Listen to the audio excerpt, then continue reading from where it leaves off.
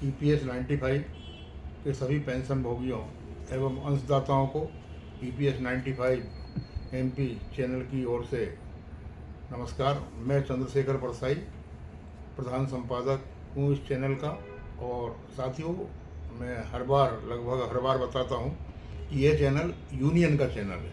इसका मुख्य उद्देश्य ये है कि हम अपने सदस्यों को और हमारे चाहने वालों को ज़्यादा से ज़्यादा सही जानकारी हायर पेंशन के संबंध में और मिनिमम पेंशन के संबंध में, दो सब्जेक्ट हैं, उनके संबंध में सही जानकारियाँ हम लोगों को देते रहें। और मध्य प्रदेश में जो हमारा प्रमुख काम था हायर पेंशन का, उसमें हम लोगों की पूरी टीम ने भोपाल में, जबलपुर में, ग्वालियर में, सागर में, इंदौर में, उज्जैन में अच्छा काम किया और काफ़ी मात्रा में हायर पेंशन के डिमांड लेटर हम लोग निकलवा चुके हैं।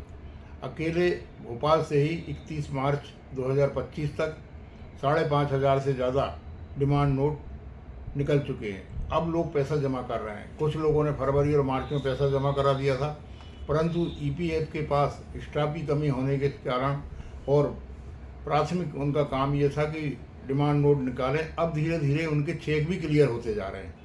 अभी हमारे मार्गदर्शक प्रवीण कोहली साहब ने जो जानकारी भेजी है, उसके अनुसार पूरे देश में 17,49,000 लोगों ने हायर पेंशन के आवेदन दिए थे 4/11/22 को माननीय सुप्रीम कोर्ट के निर्णय के उपरांत और EPFO के आदेश के उपरांत।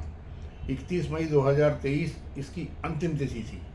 17,49,000 लोगों ने ही आवेदन किए और उसमें से 1,02,000 आवेदन नियोक्ताओं को EPF ने वापस भेजे, क्योंकि कर्मचारियों की जानकारी नियोक्ता ही सत्यापित करता है, परंतु वहाँ से जानकारी सत्यापित न होने की वजह से उनको वापस भेजे गए।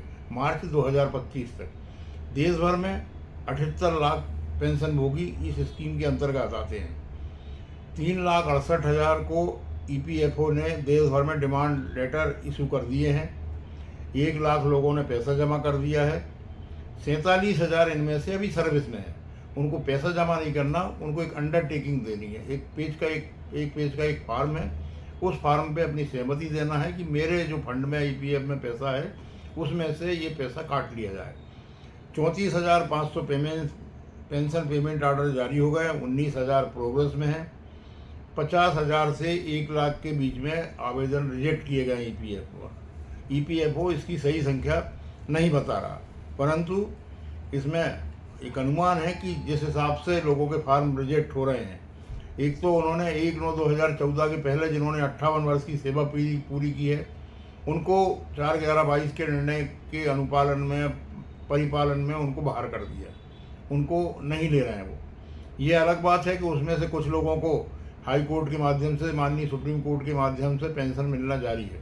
इसमें हमारा भी एक केस था जिसके माध्यम से 58 लोगों को पिछली 31 जुलाई से निरंतर पेंशन प्राप्त होती जा रही है हर माह।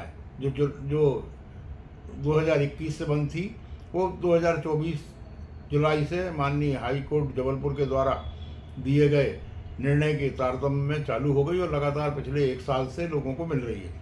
तो इस तरह से जो पेंशन का, हायर पेंशन का काम है, वो काफ़ी व्यापक मात्रा में चल रहा है। एक और चीज़ है कि जो लोग अपनी सेवा में रहते हुए दूसरे विभागों में डेपुटेशन पर चले गए थे, प्रतिनियुक्ति पर चले गए थे, कहीं और जाके मर्ज हो गए, ऐसे लोगों की वेतन की जानकारी मैच नहीं हो रही EPFO से, तो उनकी एक भी महीने की मैच नहीं होती तो फार्म हटा देते हैं।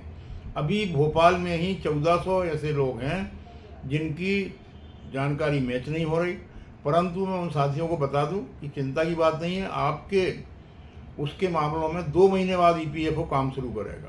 अभी EPFO ने हायर पेंशन के पेंशन पेमेंट ऑर्डर जारी किए हैं। अब लोगों ने पैसा जमा कराया है तो उनके पेंशन बनाएंगे उनकी, फिर उनका 1 महीने बाद एरियर भेजेंगे। उसके बाद जो पेंडिंग है, क्योंकि EPF के पोर्टल पे आप जाएंगे तो वो रिजेक्ट में भी उनके नाम नहीं आ रहे हैं और सेलेक्ट में भी नाम नहीं आ रहे हैं, तो ऐसे लोगों के 1400 लोग हैं, वो 2 महीने बाद उनका काम शुरू होगा, तो ऐसे लोगों की भी पेंशन बनेगी। पहले 15,000 वेतन सीमा निर्धारित थी 1/9/2014 से, परंतु माननीय सुप्रीम कोर्ट ने 4/11/22 को ये निर्णय दिया, यदि व्यक्ति अपने पूर्ण वेतन पे अंशदान देता है, या अंशदान उसने कटवाया है, पूर्ण वेतन पे अंशदान दिया है उसने, तो वो हायर पेंशन का पात्र है, उससे बाकी पैसा जमा करा के उसको हायर पेंशन दी जाए। उसी के तारतम्य में ईपीएफओ ने देश भर में ये काम शुरू किया है, परंतु बहुत कम लोगों ने आवेदन किए।